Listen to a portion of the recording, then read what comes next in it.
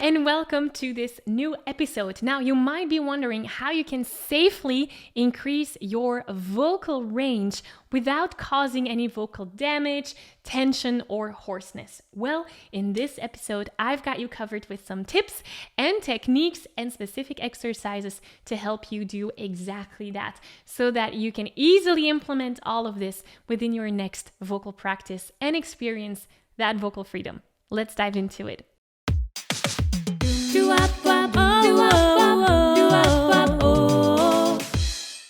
Hi, my name is Maggie. I'm the founder of the Singing Insiders, in which I help singers just like yourself become the best versions of themselves through singing.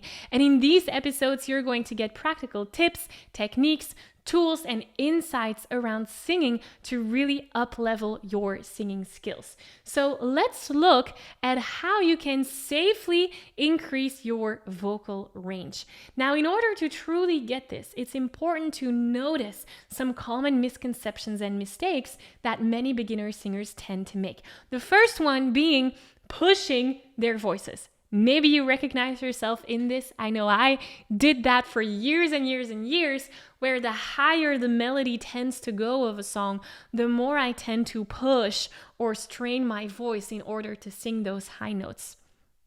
Also, what I believed back then is that you needed to have some kind of talent in order to sing those high notes. Well, I've learned something about that, and we'll talk about that later.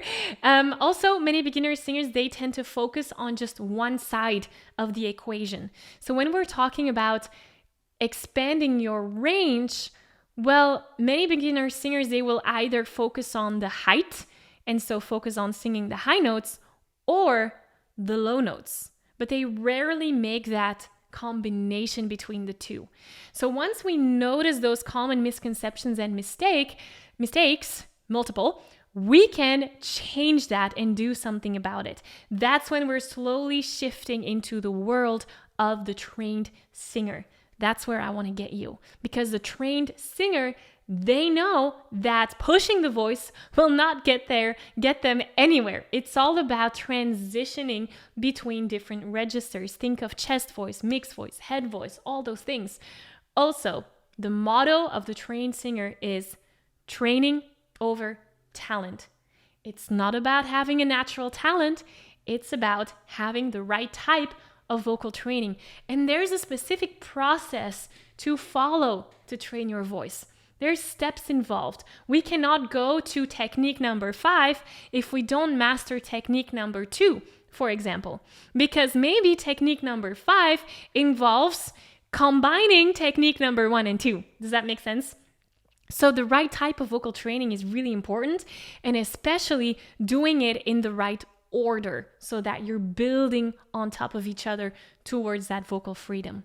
And the trained singer, obviously, they will focus on increasing their range by focusing on both sides, the high, but also the low notes. So let's look at how we can do that with some specific exercises. First, we need to understand, when we're looking at increasing the range, what causes height? What causes our voice to sing high notes? Well, the answer is lengthening the vocal cords. You could compare that to a rubber elastic band. If you take a rubber band between your fingers and then you're making it vibrate with your other finger, that sound will be lower than if you're stretching that rubber band all the way out and then doing the same. The sound will be higher. So the more you're stretching out your vocal cords and lengthening your vocal cords, the higher our pitch will go. And then the question is, okay, nice, I'm with you, Maggie. How do I do that?